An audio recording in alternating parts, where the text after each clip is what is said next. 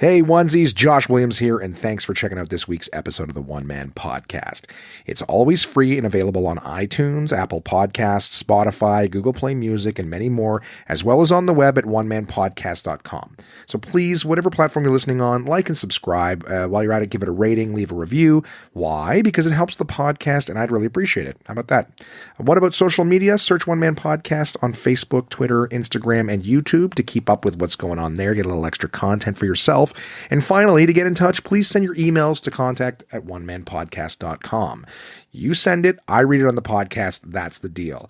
Thanks for listening, guys, and I hope you enjoy this week's episode. What's up, everybody? This is DJ Demers. I'm K. Trevor Wilson. Hey, it's Krista Allen. Hi, this is Rick Mercier. What's up, guys? This is Paul Verzi, and you are listening to the One Man Podcast. Yeah!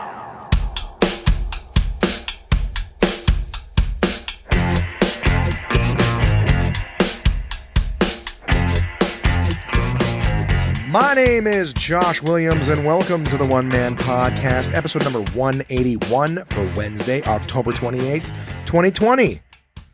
How's it going, onesies? How are you guys doing? Have you had a great time since the last episode? Since the last time we sat down and spent a little time together?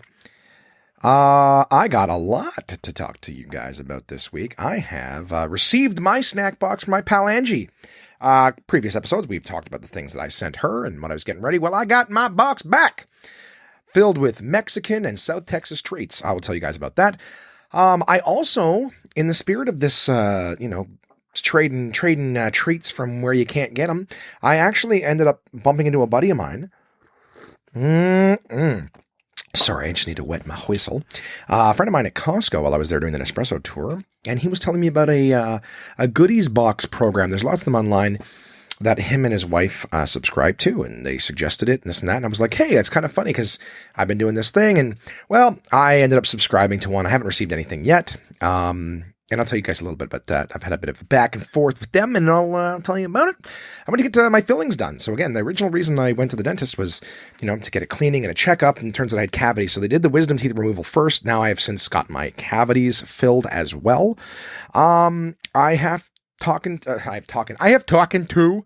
am good English. I have talked to Smile Direct again to get my new scans. I actually got a lot of help from a woman named Jen from Smile Direct, and she was absolutely phenomenal. I actually did like a video call with her. I'll tell you a little teeny bit about that. I watched Borat 2, whatever the hell it's called, on Amazon Prime the day it came out. Man, did that ever help me pass my work shift. We did a pack up for Nespresso, all finished for 2 weeks. Just did that last night. Of course, I'm recording on Tuesday, right in time to get the episode out on time. So Wednesday, October 28th, you will actually have this episode available. Amazing. I bought some stuff from Costco online, specifically some hash brown boxes. I will tell you about that. I'm so happy. I started watching the Comedy Store documentary. And then I've got a DK book to review for you guys this week. In fact, I'll actually do a little story time with you, huh? How about that? That'll be fun. We're spending that time together. So, got my snack box from Angie. Hey. And there's all sorts of stuff in it. I'm not going to list everything, but I did do like a little teeny photo shoot here. Yeah, that's right. Sexy snacks. No, I took some pictures of the stuff that she sent me, and I've only tried a few of them so far, but I will tell you guys what I thought of them, what I have tried. And basically, so she sent me a bunch of different things that are popular in South Texas and Mexico. In fact, I'm actually going to try one of the snacks, for you guys here. It's called Takis, which I know that we can get in Canada. I've actually seen Simon, the little food, guinea pig of the house. Sorry for all the crinkling. It's, Takis are like these little rolled up, again, we can get them in Canada. They're like these little rolled up things. And, these Takis are hot chili pepper and lime, they're called. Tortilla chips that are artificially flavored. So Takis, Angie sent me the Fuego flavored ones. Let's see if Siri knows what that is. Hey Siri, what does Fuego... fuck's sakes. Well, let's go ahead and turn that off because it won't matter. I don't understand. No, I know you don't. I know. Hey Siri, what does Tiago the fox sex? The fox sex? I can search the web for it. For fox sex. That would be funny to say. Just, for fox sex. Hey Siri, what does Fuego mean? Tierra del Fuego means an island at the southern extremity of South America, separated from the mainland by the Strait of Magellan. Discovered by Ferdinand Magellan in 1520, it is now divided between Argentina and Chile. What? Yeah, I didn't ask you what that is. Let me see what I can find here, guys. We're back to the interweb looking for things here. What does fuego mean? Let's see what it says here. Maybe there's like a particular spice or whatever. What? Yeah. Yes, I want to spell does, but fuego. Fire. There we go. Why? So fire, fuego, incendiary. So just hot, spicy. Okay, there we go. Fuego. Takis. So let's give one of these bastards a try. They're like these little rolled up things. Oh, I got to take a picture of my phone so I can put it on the social media, just so you guys know what it is that I'm trying. I got a picture of the thing, and then I'll show you this little picture here. Why don't I put the edge? I got the John Landis thing, haunted house. Look at that, huh? All from the same episode. You'll know, little thing of Takis. So, anyways, yeah. So let me give one of these fuegos a try. All right, here we go.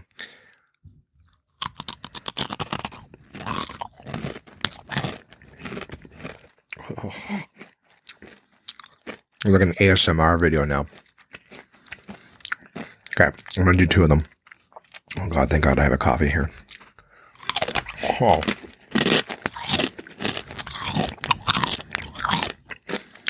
Oh, here's a big bastard. All right, we're going to do a hat trick. I know this is gross. Listen, I'm sorry. Oh, fuck. All right, one last one. Does it sound like I'm enjoying it?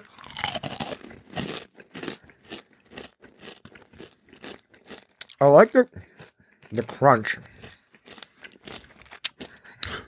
Sorry, I'm laughing at how ridiculous it is to just eat it in the mic. I'm aware. Don't think I'm not. Actually, fuck me. 3 of them. It took 3 to get into it. All right, I got into it. Maybe it's like eating pussy, right? Wow. Why does everything I do, the most relatable shit for me is always something foul or horrible? I'm not going for shock value, just in case you're like, you're trying to shock. I'm not. I'm just trying to think of something like, my first thought was like anal. And I'm like, I don't think a person receiving anal is like, ow. Okay, now I'm into it.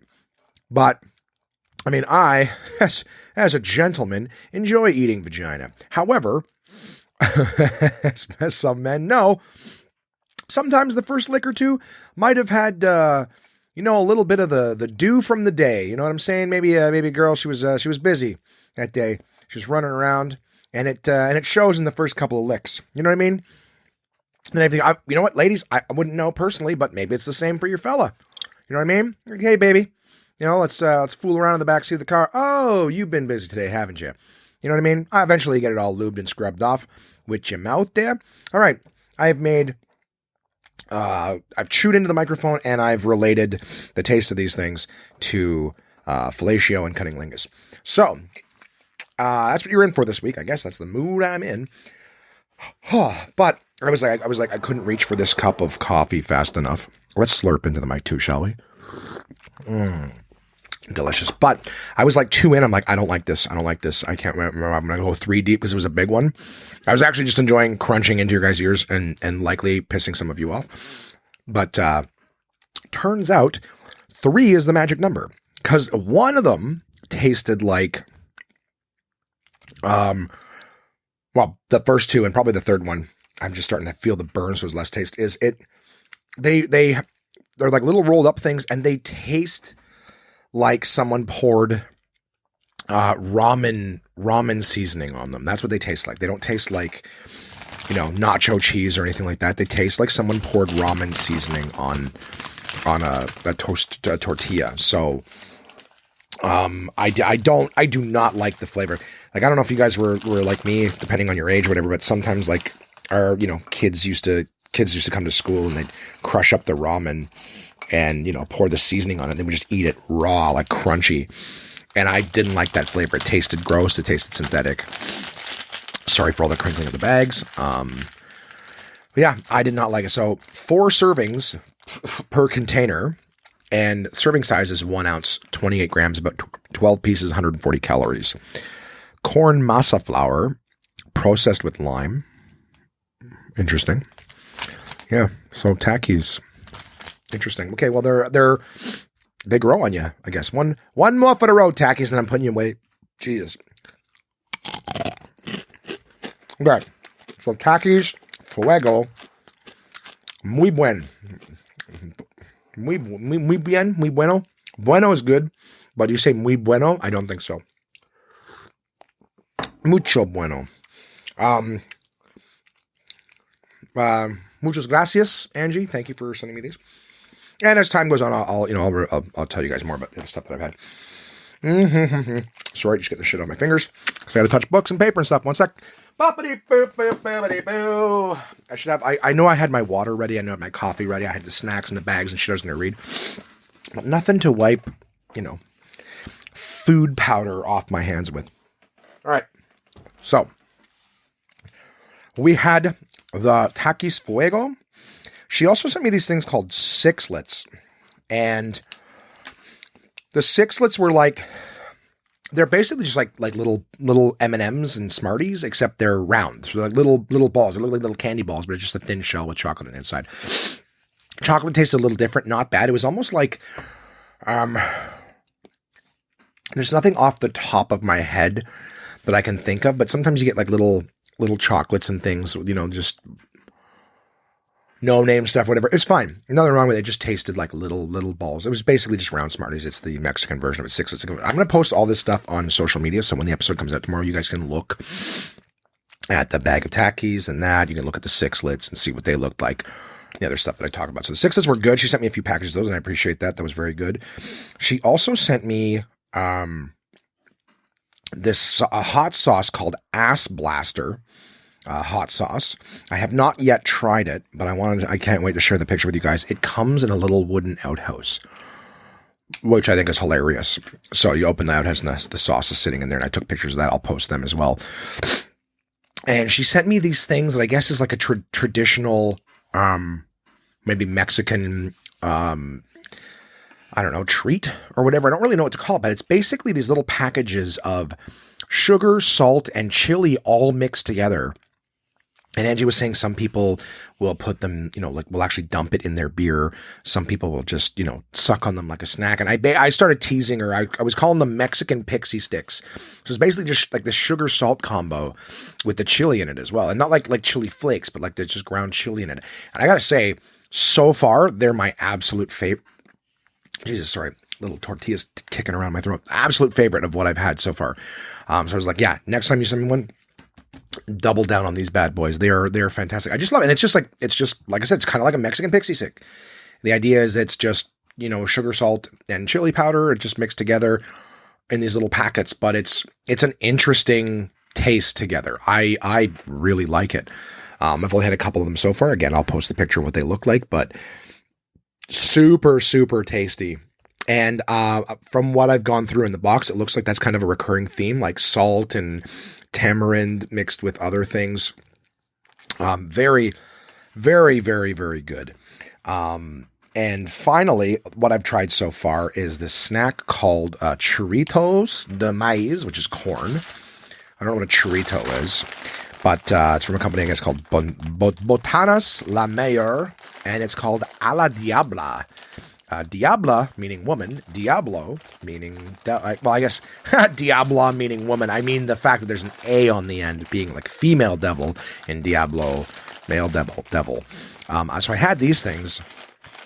These things were weird because I couldn't even find out really what they were called. It just says corn snacks with chili and lime flavors. They love their lime and chili flavored things for sure. I did not taste the lime in these at all.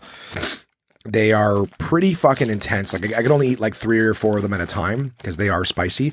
And I was like, why do they call them Diabla instead of Diablo? And then you look at them and they look like little used tampons. That's not worth a lie. Go to the podcast on Instagram. That's the only thing I'm posting right now is on Instagram. I'll try to do the Twitter and stuff too, but guys, One Man Podcast on Instagram, and you'll see these things here that I'm talking about. But, yeah, they look like little used tampons. They're covered in red dust. I tried those. Very spicy. The heat builds, but like after 3 or 4 of them. And of course, everything's still getting stuck in the holes in my mouth. So every time I'm eating this crunchy shit, it's like they make a beeline for the holes, and I'm trying to pick the shit out of my holes in my mouth. I'd be lying if I said I was feeling like burn, you know what I mean, in the throat. Like, oh, these things are going to my holes and then they're burning in my mouth or in the wounds. They're not. It's just shit gets in there. It's a pain in the ass. So I was like reading the ingredients on these, and I was like, yeah, I got to read this in the podcast. It's too funny. These are the ingredients for these a la diabla la mayor batatas chorritos de maíz, whatever these things are. Ingredients: corn flour, vegetable oil, may contain one or more of the following: cotton. Okay, I think it means cotton oil, but I've still never heard of cotton oil. Soybean and or palm. So soybean oil, I think, or just soybeans. But if there's actual cotton in this, they're like, yeah, it makes it fluffier. Seasoning: iodized salt. Corn solids, acidulants. I've never heard of an acidulant before, so let's hit this with Siri. Hey Siri, what's an acidulant? For fuck's sakes. Sorry, I have a notification, so I can't get into it. My boss always seems to know when I'm recording my podcast. It's the only time. Hey Siri, what's an acidulant? She's processing. I found an answer. It's displayed on your iPhone. Being sour to the taste is what it says. Acidulants. So things, I guess, that just make it taste sour. Sugar, natural and artificial flavors. Hydrolyzed vegetable protein. Hydrolyzed. Monosodium glutamate, MSG. Red number 40. Vegetable oil, baking soda, silicon dioxide, flavor enhancer, onion, garlic, yellow number 6, sesame seeds, and lacquer, red number 40. Great. Half of this thing sounds like it's found in the paint aisle at Home Depot. Different flavors and numbers and chemicals and shit like that. So that was the Ala Diabla. I enjoyed it. I had it took me like 4 days to get through a tiny little grab bag of them.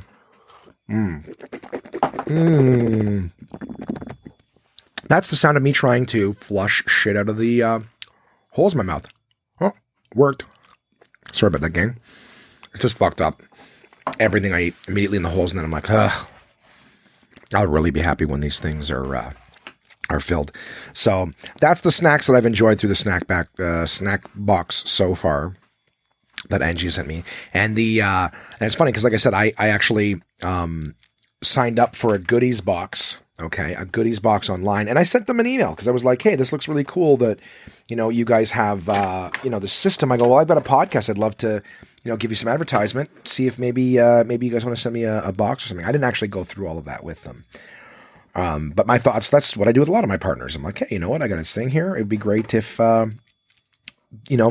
maybe we'd like to partner, I'm starting to talk about this stuff here. Maybe, send me a box and maybe I'll give you a review and throw people your way. So I sent them just a little thing. Hey guys, it'd be great to chat with you. Yada, yada, yada. They sent me this back. Hey there, Josh. I'm going to read it for you verbatim. Hey there, Josh. I'm sorry to say that we don't currently offer partnerships, sponsorships, collaborations to individuals or companies. You're more than welcome to use blank in your social media.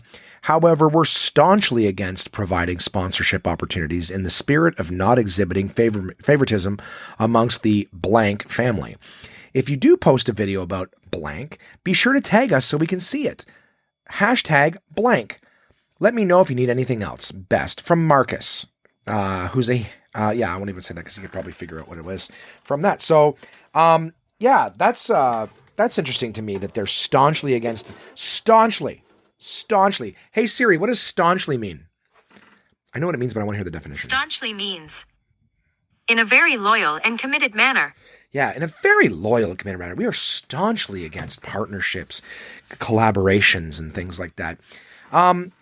Advertisement is a good thing. So for the sake of sending me a box, to get some free advertisement with my onesies, I don't think that that's a bad thing. But even forget me, right? So, if you told me, Joe Rogan said, hey, I'd love to partner with you, you're going to go, I'm so sorry, Joe Rogan. We are staunchly against any kind of partnership or collaborations or sponsorship just because it wouldn't be fair to the other people amongst our blank family. Well, I got to tell you this, blank. I am staunchly against giving you free advertisement when you won't even ask me they didn't even ask me like what I was suggesting. So like I told them I'm not interested in sponsorship. I don't want their money. I'm just interested in a partnership, and I would love to tell them some of the ideas I have. They didn't even listen. They're just like, no, we're avidly against it, which I think is horseshit. I don't believe that they're against it. I just don't think they'd like to listen to anybody. If you haven't heard of me already, they're like, well, we're going to listen. I'm like, hey, you know what? Your thing only costs, X amount of dollars a month, which means that you're paying half of that. Well, just send me one for free. Fuck. I'll give it the review. I'll hit the code. Anyways, that's what I do with like a lot of my things. There's my secret sauce. I reach out and I go, hey, look, I don't want your money. I just want to partner with you. Who's my favorite partners? You guys already know. DK. DK is the bomb diggity. I fucking love them. Love what they do. I love how good they are to me. Mad loyalty back and forth from DK. They're amazing. They're absolutely amazing. And I got to talk with my guy there. We had a conversation over the phone. We built good rapport, and we've been great partners ever since. If they're happy with me, I'm happy with them. And this thing's just, we're going to let it ride. We're going to let it ride. But these guys didn't even listen to me. So I'm going to tell you this, and I don't know if you heard in that email, they're like, go ahead and use us in your social media, however, or whatever, we're welcome to however I want to use them in my social media. And if I post something, then be sure to tag them in it.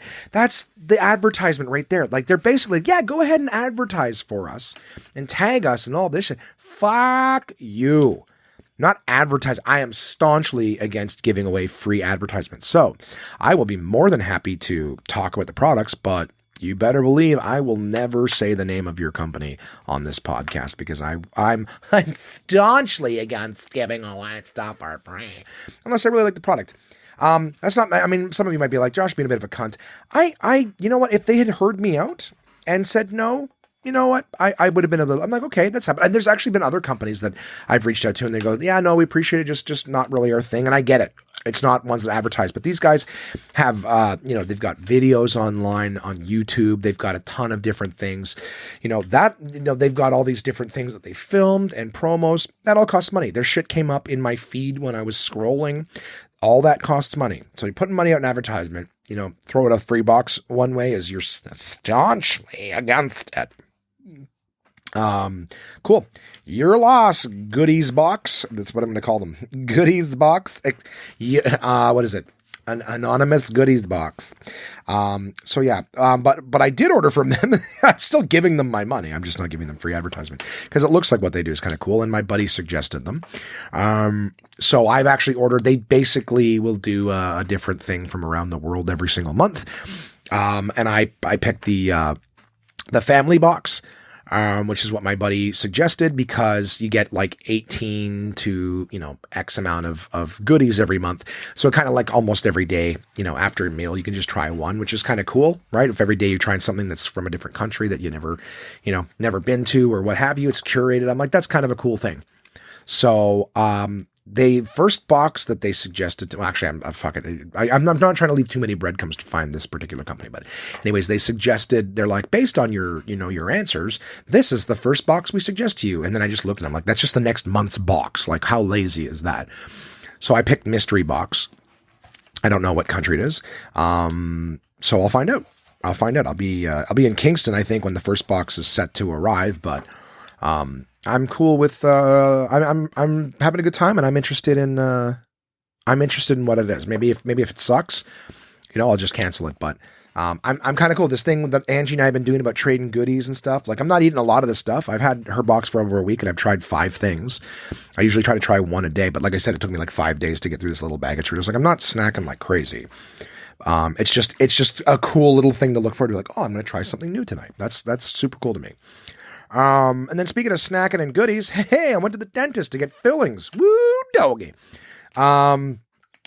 Nothing special. I hate the needle part, even though I barely feel it. I'm just so worried the whole time that I'm gonna. But the needle was good. He actually had to give me a little bit more freezing on one side because I was starting to feel some shit when he was grinding away. But fillings in, several $100s dropped, and then back to action. In fact, I reached out to nothing really to write home about there. The person I reached out to Smile Direct because now we're going to do the last thing, scan. Maybe we're going to have some new aligners, or maybe we're just going to get me the retainer if everything's good to go. But I'm going to be doing my my impressions. I actually received the kit today. I spoke with Jen. Jen was looking at, we actually did my first video call with them, and I told them all the stuff that I've gone through, and she was super cool, and she was explaining to me some of what might have happened. She actually was the best person at giving me information and stuff like that, telling me like not to take anti-inflammatories, because she's like, having the inflammation actually helps move your teeth. So if you can bear through the pain, it's actually better to let that go. You'll get better results if you let your gums be inflamed. I was like, okay. I mean, I don't know that shit, but you know, she was cool about it. So that came. I'm going to send that off before I leave for Kingston tomorrow, which is Wednesday, the day that you guys will get this. That was fun.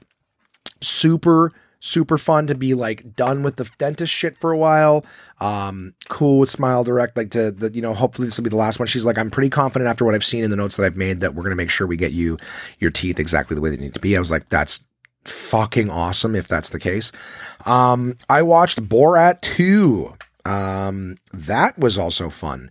I was talking about the last episode about Borat just being kind of like, it's basically like seeing how ignorant people are about other countries. Like that's the character basically, like pretending to be this over the top foreigner. And then the humor in the movies comes from, you know, are people going to believe that this is an actual person, like in this scenario, that this is a real thing? And a lot of the times they do. So Borat 2 was more of the same. In this episode, in this movie, he's got a daughter with him. So no real, I'm not going to spoil any of the scenes. These movies are not about the story, guys, before anyone gets upset. If you're like, what's Borat's story? It's not. It's a series of segments where he's doing shit that's crazy, or him and his daughter are doing things that are crazy. So I'm not going to ruin any of the segments.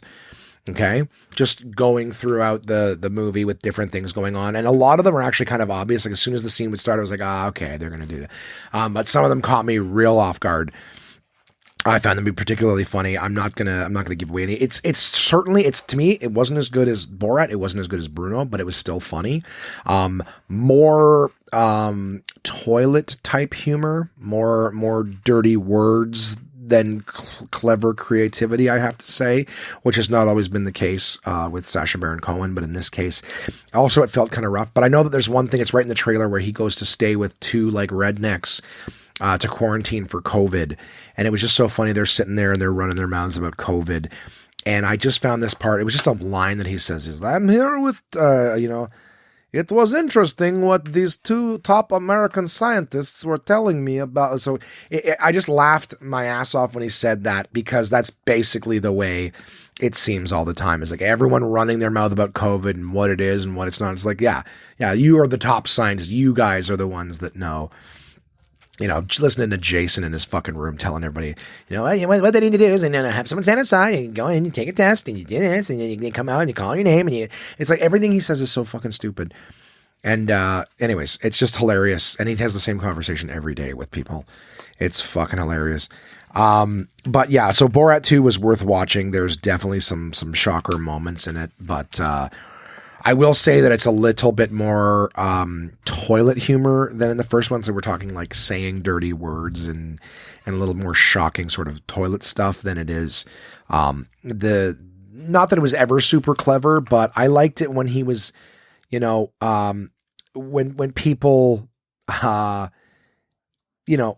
humor was that he's a foreigner in his country. They don't have this regular stuff. You know what I mean? So it was just, and to believe that, like in some countries they wouldn't have certain technologies or certain customs or whatever, or, that was pretty funny. And they did the same thing in this one. So, I bought from Costco. All right. This is just me being the happiest man in the world, portion right here is, I bought these things online and I wasn't sure what they were. I went to go on Costco online. I was like, yeah, what are these things? And they were like, I clicked on the online grocery sale portion of it.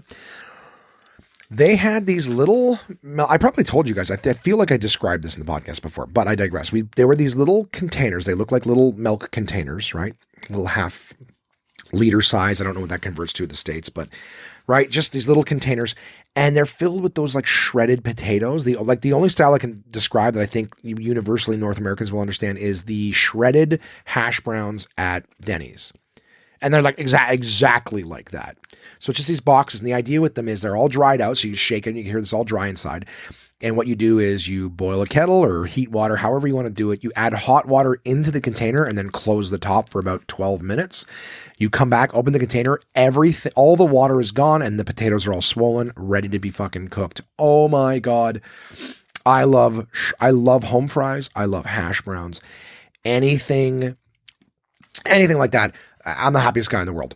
And I got to have my shred. I bought 6 cases of 8 packs of these things.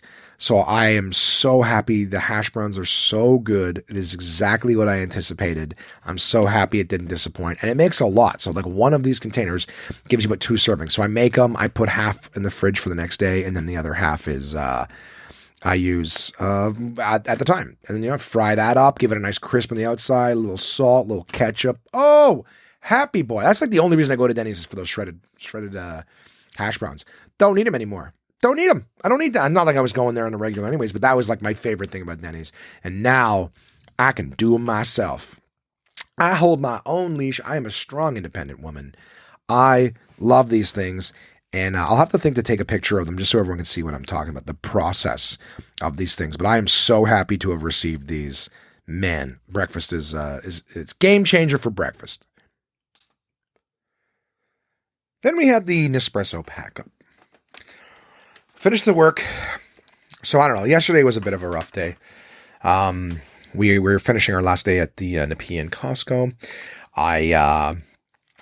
I'm starting to notice that actually, I'm not going to bitch about work, but I'm just noticing that the young pups that I work with they just don't really care that much. And it's funny too, because I'm able to fuck around at work and still get a shitload done, like a lot of sales and everything like that. And the thing is, I was just thinking about it yesterday. I was like, you know what? I'm basically working with young me. You know what I mean? Like, so, always joking around, but like not getting the stuff done. So I totally deserve it karmatically to be the only person who kind of cares. But it's funny because it's like, there's so many, like you can care and do a good job and still fuck around. But this entire week, like every rep has been like complaining that, our boss is like, hey guys, where's the numbers and what's going on? They're like, why is he being so mean? It's like, it's not being mean. I'm like, I show up every day. I spend the first 5 minutes cleaning and organizing and fixing shit that you guys have been standing around for 7 hours. And if you're not noticing, like we had things like our banner, that we move in and out of our kiosk every day. It's like the French side was showing all day. And there's nothing wrong with the French side, but we have the English side facing outwards at this particular location. Well, if you don't notice after 6 hours, I was even pointing at it to one rep. I'm like, do you see this? And they're like, what? And I'm like, you don't see anything wrong right now? And they're like, I'm pointing even right at the sign and they're like looking around it, like something behind us in the way. And I'm like, it's the French side. They're like, oh, well, like, like people speak French too. And I'm like, oh my God, like that's your excuse. The fact that like, oh, well, it's too late. Like instead of just being like, oh shit, oh my God, I can't believe. The idea is like when the manager's like, listen, if you're not noticing things this obvious, there's other things you're not noticing, probably customers. In fact, I've been with my reps too. Well, a customer walks up and they don't even notice the customer. And I'm like, hey, how's it going? Anyways, so not bitching about work, but I'm just getting to the point where nobody cares. And then last night we had to do tear down and the coworker that I was with, unfortunately, he was so...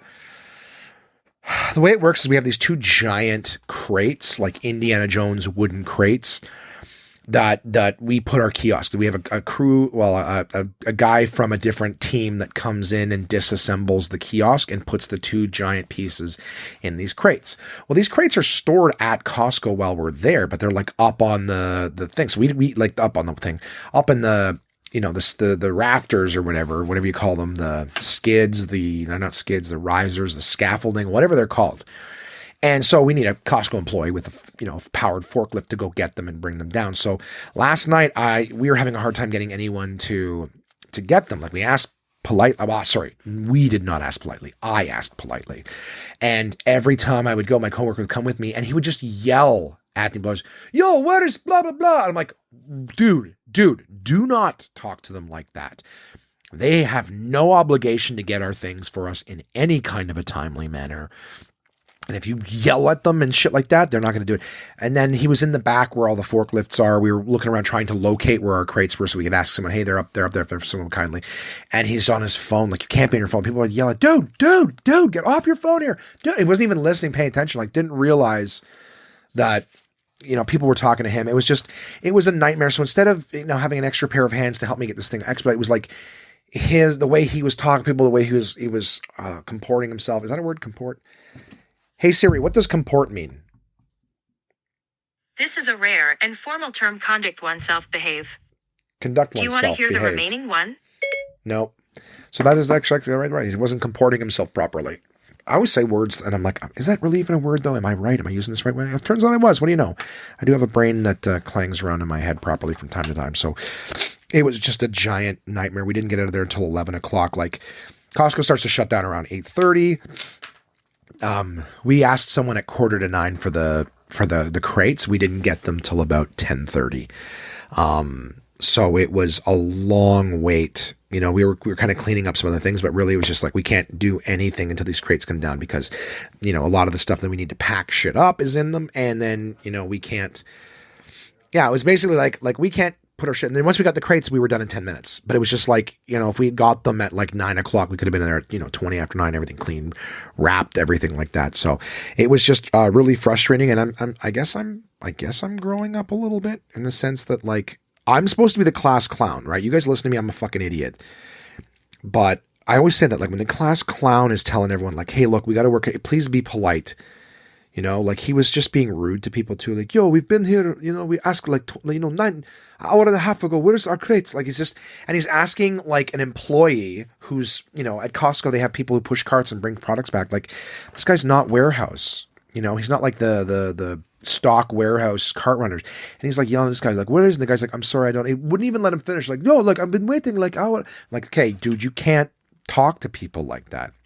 Anyways, it was frustrating and I'm not dealing with it right now, so I can just move on with my life. All right, guys, I started today while I was cleaning off my desk, getting ready to, record the podcast, do my notes, get things ready. I started watching the Comedy Store documentary that's on Showtime. It was made by Showtime, but it's on, I'm watching it on Crave TV. I'm loving it. I am not going to say a bunch of stuff about it this episode because I'm only an episode and a half in and I know I'm going to keep watching more of it, so there's no point in like starting to talk about a bunch of shit and then just bringing it back up again later. I don't want to spoil a bunch, so I'm going to finish it, but I'm saying I'm already an episode and a bit in. You guys got to fuck with this documentary, man. It's super good. I'm part of me is even thinking maybe I'll save it for Kingston and watch some of it while I'm there, like if I have downtime and want to watch something, because it's good, man. I'm super, super excited to keep watching this, and I hope that there's 4 episodes on Crave, and I'm really hoping that like there's a lot more to come. Done by Mike Binder, who's done a lot of great work.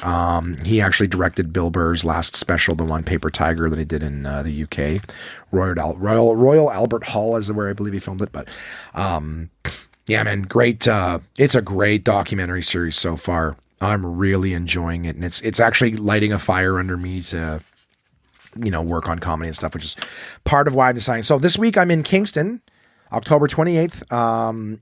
That's my first day, Wednesday, and then I'll be there next week as well. So I'm in Kingston, Absolute Comedy Kingston, from October 28th to November 7th. And while I'm there, like I said, this documentary, it's lit a fire under me. So, I'm not bringing the PlayStation. I'm not bringing a lot of fuck around stuff. I'm planning on diving in nose deep, being a comic. In fact, I've got a 3-day hiatus, Sunday, Monday, Tuesday, where there's no shows. As it stands currently, I'm thinking of staying and just spending those 3 dark days of shows, just writing stand-up, doing things, maybe go out in the town and see what's what. But I'm looking forward to kind of maybe just putting my head back into comedy for a little bit. It's it'll be nice to be doing. This is my first week of shows since before COVID, so I'm rusty as fuck, but I want to do a good job. I want everyone to have a great time. So I'm really looking forward to this. I haven't been doing these like rooftop shows or drive-in shows or any of this shit. But I'm really looking forward to it. So, absolutecomedy.ca. If you're in Kingston, if you're in Ottawa or Toronto and you want to make the 2-hour drive, man, that would make me feel good. But absolutecomedy.ca, shows are all socially distanced. Everything is very good. I'll be performing behind plexiglass. So, you guys, please, if you're in the area, come check it out. I would love to have you. And with that said, this will be the last episode before Halloween. Ooh, it's this Saturday, guys. Halloween. I'll be at Absolute Comedy headlining on Halloween. And I'm looking forward to it. I really am. And so because this is the last episode before Halloween, I wanted to save this book. I am very, very much enjoying it so far. It is John Landis Presents Haunted Houses. Classic Stories of Doors That Should Never Be Opened from the Library of Horror. John Landis, I'll talk about him again a little bit. I may as well, you know what, I'll read this stuff from the book here. So John Landis, it says, these are places with distinctly checkered pasts where people have died, terrible acts have been committed, and evil has taken hold. These past evils are demanding to assert themselves into these past evils are demanding to assert themselves into the here and now. And that's John Landis. So it's an anthology of classic haunted house ghost stories by Henry James, Edward Bulwer Lytton, Edgar Allan Poe, Algernon Blackwood, H.G. Wells, H.P. Lovecraft, Ambrose Bierce, Oscar Wilde, Percival Landon, Bram Stoker, right, the Dracula guy, Charlotte Gellman, M.R. James, Guy de Maupassant, Lafcadio, Hearn, and Saki Atumi, not stupid. But yeah, John Landis is a cool dude, man. He wrote and directed the movie that scared the shit out of me the most as a kid. It says filmmaker John Landis has written and directed some of the most popular movies of all time, including National Lampoon's Animal House, The Blues Brothers, Trading Places, Spies Like Us, Three Amigos, Coming to America, and Innocent Blood. But the big one was, for me, in 81, he wrote and directed An American Werewolf in London. And how about this? He was the director of Michael Jackson's Thriller video. So who hasn't seen the Thriller video? John Landis directed Thriller, and he did that in 83. So he also wrote DK's best-selling book, Monsters in the Movies, 100 Years of Cinematic Nightmares. So dude's got horror lock. And what I'm going to do this week, I've never done this for DK book. I've read you guys like a page or something, but I've started reading this book. I have not finished it. It's fairly large, but I've read some of the stories in it so far, and I actually saved one of the smaller ones for you guys. So I figured since these are stories and other things that have already been done, I'm not really hurting anything by reading one. I didn't get a chance to ask permission, but it's better to ask for forgiveness than for permission. So I've saved one for you. Some of you guys might know it. Some of you might not. I don't. I'm actually going to be reading it for the first time here on the podcast, but it's by H.G. Wells and it's called The Red Room. It was first published in 1896 in the Idler magazine. So I can assure you, said I, that it will take a very tangible ghost to frighten me. And I stood up before the fire with my glass in my hand. It is your own choosing, said the man with the withered arm, and glanced at me askance. 28 years, said I have lived, and never a ghost have I seen as yet. The old woman sat staring hard into the fire, her pale eyes wide open. Aye, she broke in, and 28 years you have lived, and never seen the likes of this house, I reckon. There's a many things to see where one's still but 80 and 20. What? Okay. So maybe I should have had a caveat that some of the shit is old ass English in terms I don't know. All right. So 28 years, said I have lived and never a ghost have I seen yet. But the old woman sat staring hard into the fire, her pale eyes wide open. Aye, she broke in. And 28 years you have lived and never seen the likes of this house, I reckon. There's a many things to see when one's still but 28. She swayed her head slowly from side to side. A many things to see and sorrow for. I have suspected the old people were trying to enhance the spiritual terrors of their house by their drowning insistence. I put down my empty glass on the table and looked about the room and caught a glimpse of myself abbreviated and broadened to an impossible sturdiness in the queer old mirror at the end of the room. Well, I said, if I see anything tonight, I shall be so much the wiser, for I have come to the business with an open mind. It's your own choosing, said the man with the withered arm once more. It's not super long, by the way. It's like 10 pages, so you'll have to relax. We're doing this, all right? Skip ahead if you don't want it. I heard the faint sound of a stick and a shambling step on the flags in the passage outside. The door creaked on its hinges as a second old man entered, more bent, more wrinkled, more aged even than the first. He supported himself by the help of a crutch. His eyes were covered by a shade, and his lower lip, half averted, hung pale and pink from its decaying yellow teeth. He made straight for an armchair on the opposite side of the table, sat down clumsily, and began to cough. The man with the withered hand gave the newcomer a short glance of positive dislike. Positive dislike. I sure don't fucking like you, buddy. Positive dislike. The old woman took no notice of his arrival, but remained with her eyes fixed steadily on the fire. I said, it's your own choosing, said the man with the withered hand, when the coughing had ceased for a while. It's my own choosing, I answered. The man with the shade became aware of my presence for the first time and threw his head back for a moment and sideways to see me. I caught a momentary glimpse of his eyes, small and bright and inflamed. Then he began to cough and sputter again. Why don't you drink, said the man with the withered arm, pushing the beer toward him. The man with the shade poured out a glassful with a shaking hand, then splashed half as much again on the deal table. Sorry, one sec here. And you go, squish fly. There we go. Sorry. See, that's the first murder in this story. I just killed a fly. All right. It's my own choosing, blah, blah, blah. Sideways to see me. Why don't you drink? Splashed it on the deal table. I've never heard of a deal table. Splashed again on the deal table. A monstrous shadow of him crouched upon the wall and mocked his action as he poured the drink. I must confess I had scarcely expected these grotesque custodians. There is, to my mind, something inhuman in senility, something crouching and atavistic.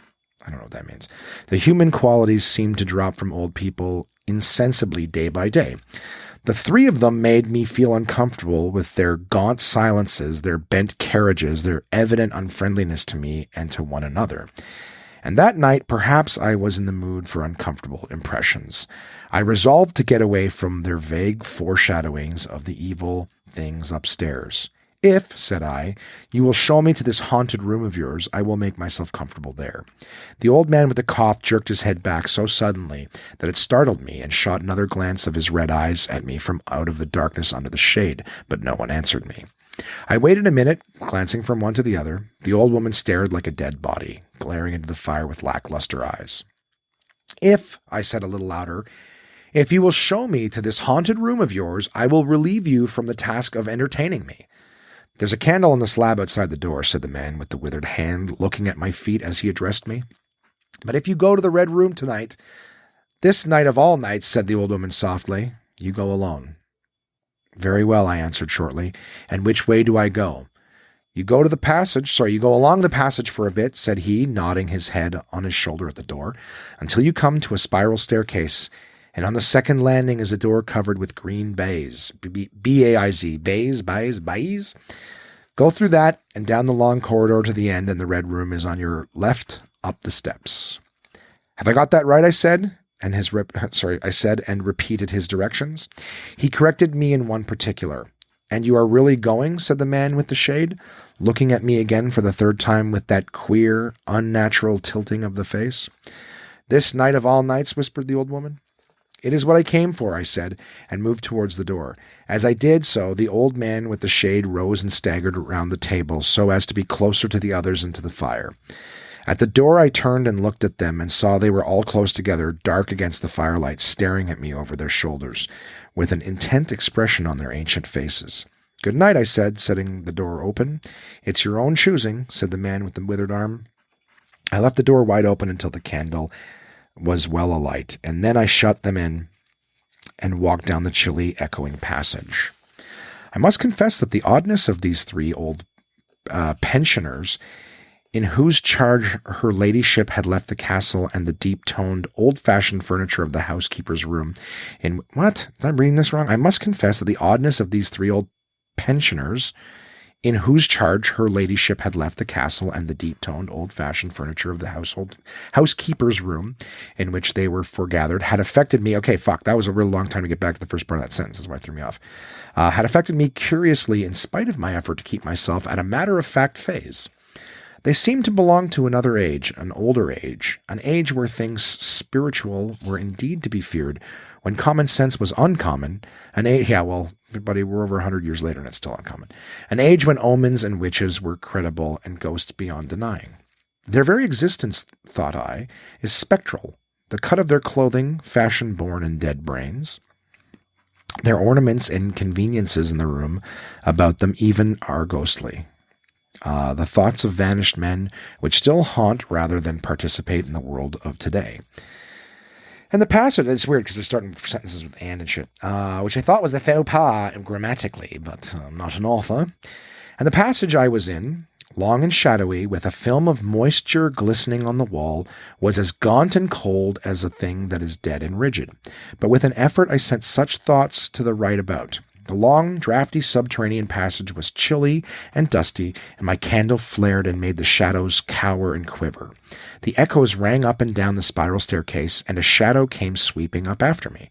And another fled before me into the darkness overhead. Oh, I fucking love that, right? When you're walking and your shadow is moving. Like, you know what I mean? Like forward and backwards, as like one will flip over and the other one will pull up behind. I noticed that the most when you're walking in the sunshine. Anyways. Just in case anyone's like, what did he talk about runaway? It's your own shadoways, whatever. This is the Josh Explains literary stuff. Long sort of repetitive, cower and quiver. The echoes rang up and down the spiral staircase, and the shadow came sweeping up after me, and another fled before me into the darkness overhead. I came to the wide landing and stopped there for a moment, listening to a rustling that I fancied I heard creeping behind me. And then, satisfied of the absolute silence, pushed open the unwilling baize covered door and stood in the silent corridor. The effect was scarcely what I expected, for the moonlight, coming in by the great window on the grand staircase, picked out everything in vivid black shadow or reticulated silvery illumination. Everything seemed in its proper position. The house might have been deserted on the yesterday instead of 12 months ago. There were candles in the socket of the sconces, and whatever dust had gathered on the carpets or upon the polished flooring was distributed so evenly as to be invisible in my candlelight. A waiting stillness was over everything. I was about to advance and stopped abruptly. A bronze group stood upon the landing.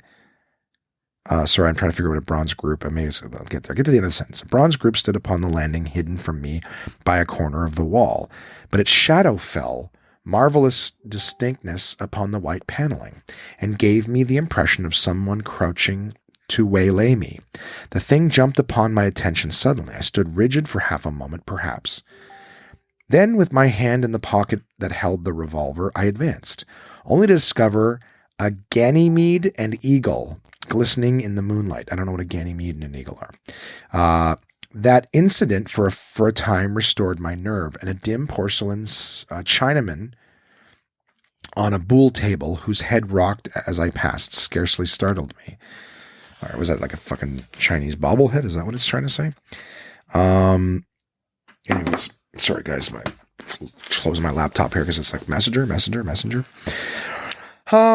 The door of the red room and the steps up to it were in a shadowy corner. I moved my candle from side to side in order to see clearly the nature of the recess in which I stood before opening the door. Here it was, thought I, that my predecessor was found, and that the memory of that story gave me a sudden twinge of apprehension. I glanced over my shoulder at the black Ganymede in the moonlight, and opened the door of the red room rather hastily, with my face half turned to the pallid silence of the corridor. I entered, closed the door behind me at once, turned the key I found in the lock within, and stood with the candle held aloft surveying the scene of my vigil, the great red room of Lorraine Castle, in which the young Duke had died, or rather in which he had begun his dying, for he had opened the door and fallen headlong down the steps I had just ascended. That had been the end of his vigil, of his gallant attempt to conquer the ghostly tradition of this place, and never, I thought, had apoplexy better served the ends of superstition. That's a tough one. There were other and older stories that clung to the room, back to the half-incredible beginning of it all, the tale of a timid wife and the tragic end that came to her husband's jest of frightening her. And looking round that huge shadowy room with its black window bays, its recesses and alcoves, its dusty brown-red hangings and dark gigantic furniture, one could well understand the legends that had sprouted in its black corners. Its germinating darknesses. My candle was a little tongue of light in the vastness of the chamber.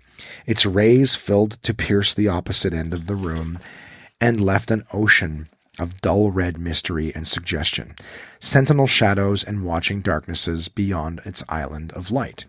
These sentences were like fucking running on, man. It's like the difference between listening to like old music and like new music. The songs were a lot longer. And now I'm running out of breath before I get to the end of the sentence. I tell you, man, these are long staircases of sentences here. And the stillness of desolation brooded over it all. I must confess, some impalpable quality of that ancient room disturbed me. I tried to fight the feeling down. I resolved to make a systematic examination of the place. Okay, let's start the sentence over again, because now I got the hiccups and burps and stuff. Goddamn Mexican crackers are popping in my stomach. I resolved to make a systematic examination of the place, and so, by leaving nothing to the imagination, dispel the fanciful suggestions of the obscurity before they obtained a hold upon me. After satisfying myself of the fascination of the door, I began to walk round the room, peering round each article of furniture, tucking up the valances of the bed and opening its curtains wide. In one place there was a distinct echo to my footsteps. The noises I made seemed so little that they enhanced rather than broke the silence of the place. I pulled up the blinds and examined the fastenings of the several windows. Attracted by the fall of a particle of dust, I leaned forward and looked up the blackness of the wide chimney. Then, trying to preserve my scientific attitude of mind, I walked around and began tapping the oak paneling for any secret opening, but I desisted before reaching the alcove. I saw my face in a mirror, white. There were 2 big mirrors in the room, each with a pair of sconces bearing candles, and on the mantel shelf, too, were candles in china candlesticks. All these I lit one after the other. The fire was laid, an unexpected consideration from the old housekeeper, and I lit it. To keep down any disposition to shiver, and when I was burning well, I stood round with my back to it and regarded the room again. I had pulled up a chintz-covered armchair and a table to form a kind of barricade before me. On this I lay my revolver ready to hand. My precise examination had done me a little good, but I still found the remoter darkness of the place and its perfect stillness too stimulating for the imagination. The echoing of the stir and crackling of the fire was no sort of comfort to me. The shadow in the alcove at the end of the room began to display that undefinable quality of a presence, that odd suggestion of a lurking living thing that comes so easily in silence and solitude. And to reassure myself, I walked with a candle into it and satisfied myself that there was nothing tangible there. I stood that candle upon the floor of the alcove, and left it in that position. By this time, I was in a state of considerable nervous tension, although to my reason there was no adequate cause for my condition. My mind, however, was perfectly clear. I postulated quite unreservedly that nothing supernatural could happen, and to pass the time I began stringing some rhymes together. In Goldsby fashion, concerning the original legend of the place. A few I spoke aloud, but the echoes were not pleasant. The fuck? There's an asterisk in the sentence? What the fuck does that mean? Yeah, it says, a few I spoke aloud, but the echoes were not pleasant, and then an asterisk. For the same reason, I also abandoned after a time. Like, there's no asterisk at the bottom of the page, right? Like, do I have to go to the end of the story, or...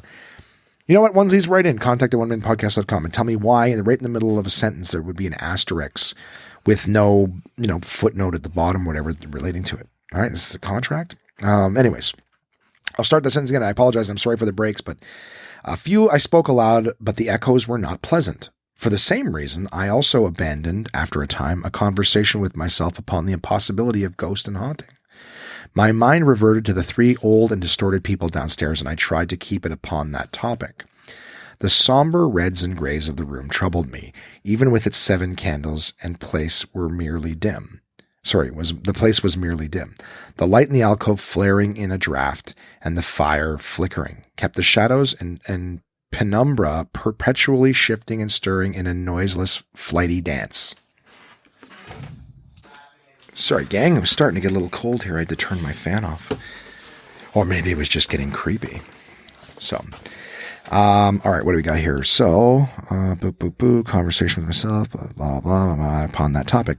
Somber reds, yada, yada, noiseless, flighty dance. Okay, casting about For a remedy, I recalled the wax candles I had seen in the corridor, and with a slight effort, carrying a candle and leaving the door open, I walked out into the moonlight and presently returned with as many as 10. Oh, candles. These I put in the various knickknacks of china with which the room was sparsely adorned, and lit and placed them where the shadows had lain deepest.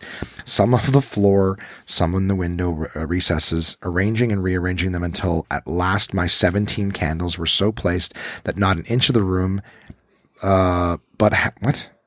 that not an inch of the room but had the direct light of at least one of them. The way they word things is, a simpler time, but harder to read, apparently.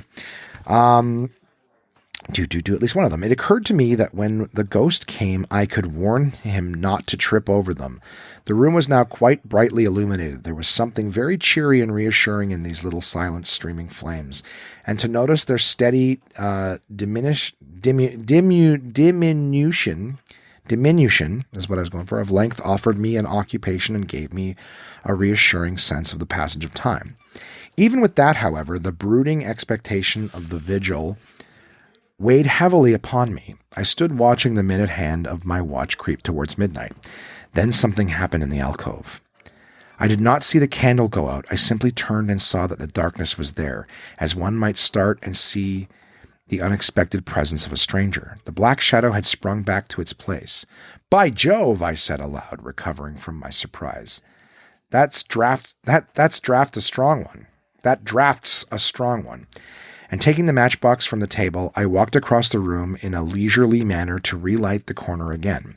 My first match would not strike, and as I succeeded with the second, something seemed to blink on the wall before me. I turned my head involuntarily and saw that the 2 candles on the little table by the fireplace were extinguished. I rose at once to my feet. "Odd," I said. "Did I do that myself in a flash of absent-mindedness?" I walked back, relit one, and as I did so, I saw the candle on the right sconce of one of the mirrors wink and go right out, and almost immediately its companion followed it. The flames vanished as if the wick had been suddenly nipped between a finger and thumb, leaving the wick neither glowing nor smoking, but black. While I stood gaping, the candle at the foot of the bed went out, and the shadow seemed to take another step towards me. "This won't do," said I. The first one and then another candle on the mantel shelf followed. "What's up?" I cried, with a queer high note getting into my voice somehow. "What's up?" At the candle on the floor, at the candle on the corner of the wardrobe went out, and the one I had relit in the alcove followed. Not as the candle, but at the candle on the corner, unless it's a typo. Anyways, because some of this is fucking me up, guys. I'm trying to read good, but it's not happening. I want to read good. "Steady on," I said. "Those candles are wanted," speaking with a half-hysterical facetiousness and scratching away at a match the while. For the mantel candlesticks, my hands trembled so much that twice I missed the rough paper of the matchbox. As the mantel emerged from darkness again, 2 candles in the remoter end of the room were eclipsed. But with the same match, I also relit the larger mirror candles and those on the floor near the doorway, so that for a moment I seemed to gain on the extinctions. But then, in a noiseless volley, there vanished 4 lights at once in different corners of the rooms, and I struck another match in quivering haste and stood hesitating whither to take it. It's either terrible editing or just different way of speaking that I don't understand it. Anyways, as I stood undecided, an invisible hand seemed to sweep out of the 2 candles on the table. With a cry of terror, I dashed at the alcove, then into the corner, and then into the window, relighting 3 as 2 more vanished by the fireplace. And then, perceiving a better way, I dropped matches on the iron-bound deed box in the corner and caught up the bedroom candlestick. With this, I avoided the delay of striking matches, but for all that the steady processes of extinction went on, and the shadows I feared and fought against returned and crept in upon me. First a step gained on the side of me, then on that. I was now almost frantic with the horror of the coming darkness, and my self-possession deserted me. I leaped panting from candle to candle in a vain struggle against that remorseless advance. I bruised myself in the thigh against the table. I sent a chair headlong. I stumbled and fell and whisked the cloth from the table in my fall. My candle rolled away from me, and I snatched another as I rose. Abruptly, this was blown out as I swung it off the table by the wind of my sudden movement, and immediately the 2 remaining candles followed. But there was light still in the room, a red light that streamed across the ceiling and staved off the shadows from me. The fire, of course, I could still thrust my candle between the bars and relight it. I turned to where the flames were still dancing between the glowing coals and splashing red reflections upon the furniture, made 2 steps towards the grate, and incontinently the flames dwindled and vanished. The glow vanished, the reflections rushed together and disappeared, and as I thrust the candle between the bars, darkness closed upon me like the shutting of an eye, wrapped about me in a stifling embrace, sealed my vision, and crushed the last vestiges of self-possession from my brain. And it was not only palpable darkness, but intolerable terror. The candle fell from my hands. I flung out my arms in a vain effort to thrust that ponderous blackness away from me, and lifting up my voice, screamed with all my might, once, twice, thrice. Then I think I must have staggered to my feet. I know I thought suddenly of the moonlit corridor, and with my head bowed and my arms over my face, made a stumbling run for the door. But I had forgotten the exact position of the door, and I struck myself heavily against the corner of the bed. I staggered back, turned, and was either struck or struck myself against some other bulky furnishing. I have a vague memory of battering myself thus to and fro in the darkness, of a heavy blow at last upon my forehead, or a horrible sensation of falling that lasted an age, of my last frantic effort to keep my footing, and then I remembered no more. I opened my eyes in daylight. My head was roughly bandaged, and the man with the withered hand was watching my face. I looked about me, trying to remember what had happened, and for a space I could not recollect. I rolled my eyes into the corner and saw the old woman, no longer abstract, no longer terrible, pouring out some drops of medicine from a little blue phial into a glass. "Where am I?" I said. "I seem to remember you, and yet I cannot remember who you are." They told me then, and I heard of the haunted red room as one who hears a tale. "We found you at dawn," she said, "and there was blood on your forehead and lips." I wondered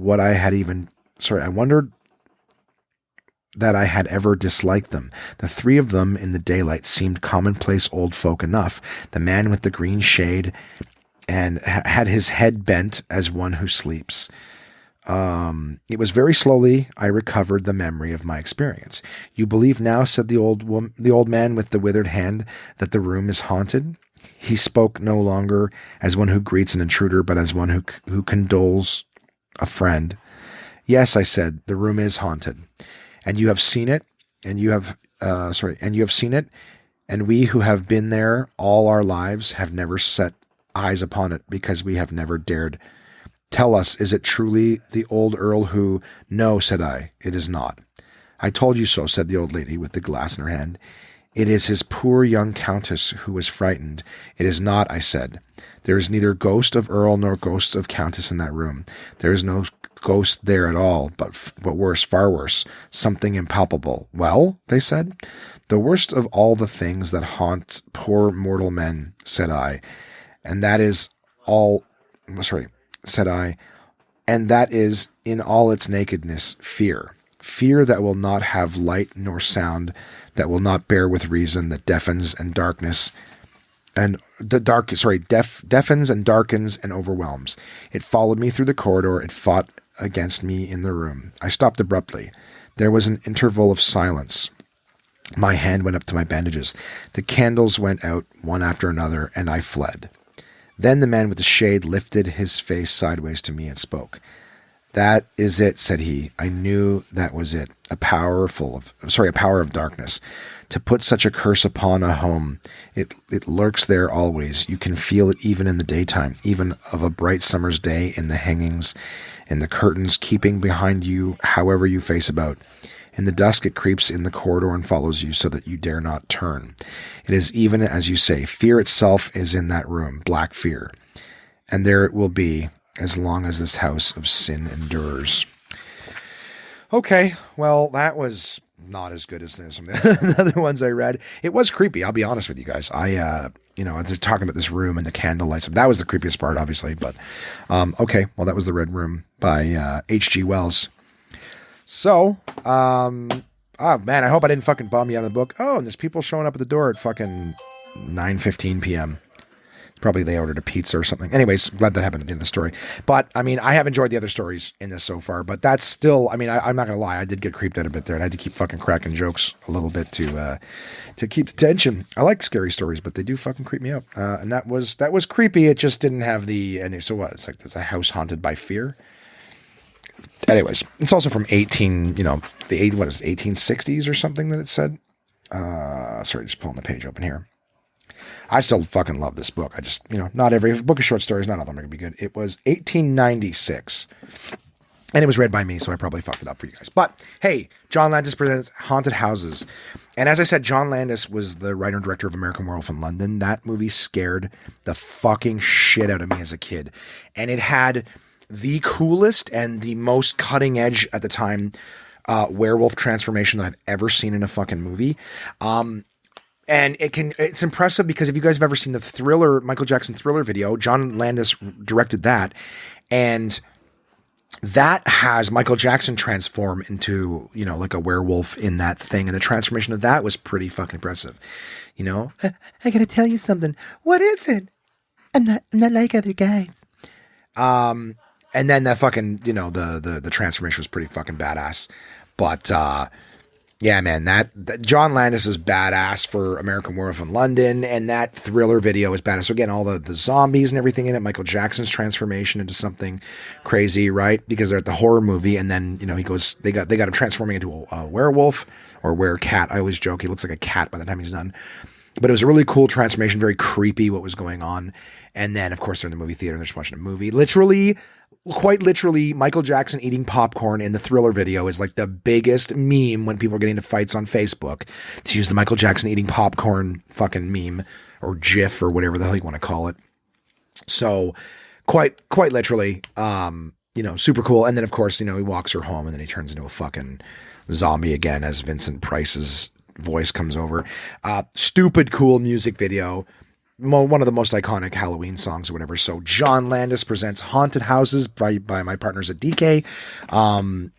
Super, super badass. The other stories are some of them are really creepy. Like that one I found like creepy in the middle, but I mean, it didn't scare me. And then, but they were also talking about like fucking literary horror stories, right? These are not like, you're not going to get the Grudge or Paranormal Activity that, but I mean, I'll be honest with you, I had to turn my fan off because it felt like it was getting colder and colder in here as I was reading. So creeps me out. Hey, and if you guys dig horror and scary stuff, whatever, that's the one. So, happy Halloween to you guys. I hope you, have a fun way of doing it this year, and be safe. Really, really looking forward to being a comic again for a little while. And of course I'll reach out to you guys, get an episode next week and we'll be able to have some fun. Maybe share some Halloween stories. Let me know. Contact at onemanpodcast.com, what you got going on, what you did. Send me pictures. Tag me in the pictures. If you guys put your family stuff up and do dress up and shit, just tag me at One Man Podcast on Instagram. I would love to see what you guys got going on or from hearing from me, whatever. Until then, be safe, have fun, and I will talk to you soon.